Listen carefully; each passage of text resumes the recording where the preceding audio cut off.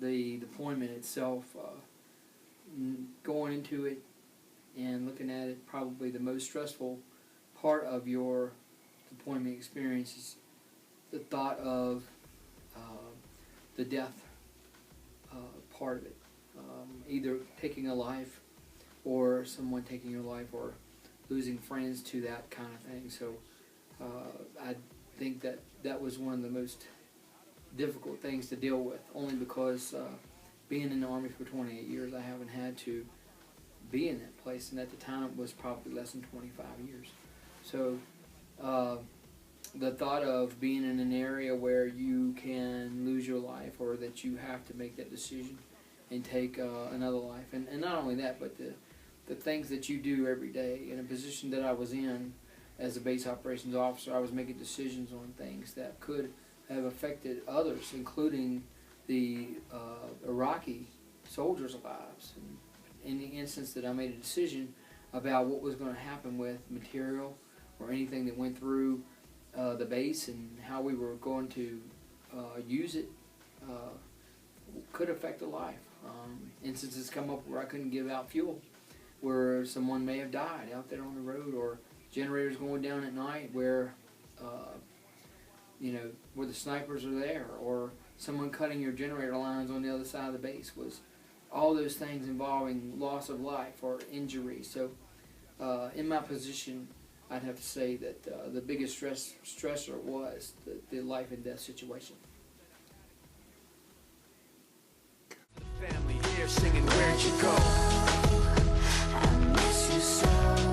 Seems like it's been forever that you've been gone. Where'd you go? I miss you so. Seems like it's been forever that you've been gone.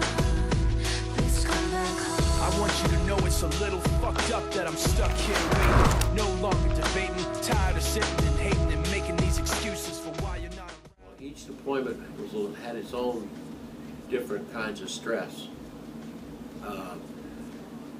The first deployment that I went on after my med cruise, which I was nervous about that because that was my first time as a lieutenant to take my Marines away from home, and my primary concern was to get them all back. I didn't want to have to write any letters to any moms or wives. That was a 6-month cruise through the Mediterranean. I was a platoon commander of 5 tank platoon, M48 tanks. The fact that I was doing what's called an individual augmentation. An individual augmentation means that you go individually.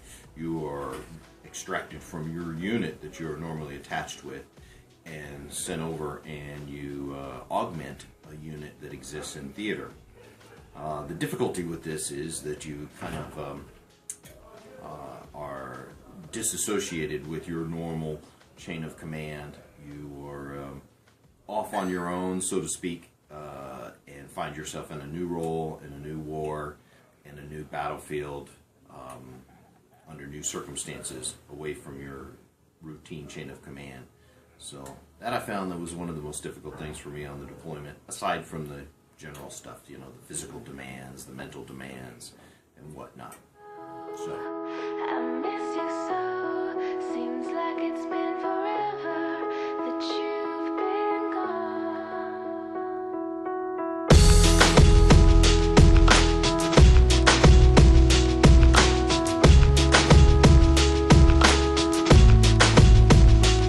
She said, "Some days I feel like shit. Some days I wanna quit and just be normal for a bit. I don't understand why you have to always be gone. I get along, but the trips always feel so long. And I find myself trying to stay by the phone, cause your voice always helps me to not feel so alone. But I feel like an idiot."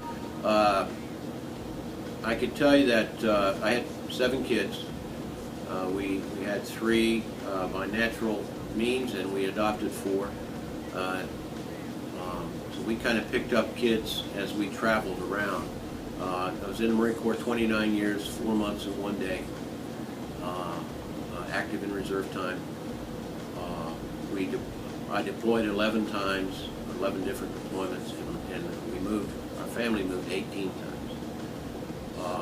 So it was hard on our family, but you know, my children, I think, got a great education. Used to barbecue and burgers and ribs. Used to have a little party every Halloween with candy by the pile, but now you only stop by every... I think it was difficult for my family in regards that oftentimes on the news they would be reading about how many people were killed in Iraq in a particular day, and so it was very stressful on them in that regards. Also, for me, it was an outlet to email my family and express to them some of the circumstances that I was going through. You know, oftentimes when we come under rocket fire, you know, I would, express myself in an email. You know, here's what happened, and it was, you know, loud explosions. You know, this was damaged, that was damaged, this was blown up, whatever.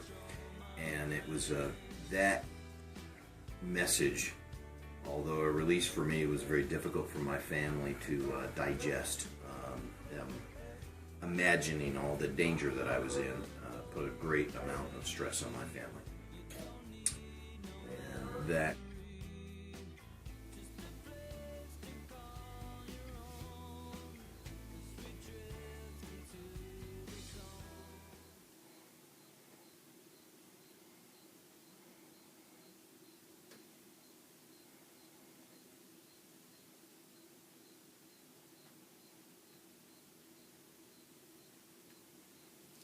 So how hard was the deployment on my family? It was one of the toughest things that I had to deal with. My children were young, leaving. Probably the hardest thing to do is to tell your children that you are leaving and you don't know if you're going to come back. So I took each one of my children and I told them separately how much I loved them and how much I cared about them. I told my father and my family the same. And there was a lot of tears during the time that I was deployed. A lot of things happened at home. I missed a lot of things. I missed a lot of my son's stuff in football and wrestling, and both of my kids graduated, one from high school, one from college, while I was going through this mobilization and deployment. I missed those things. So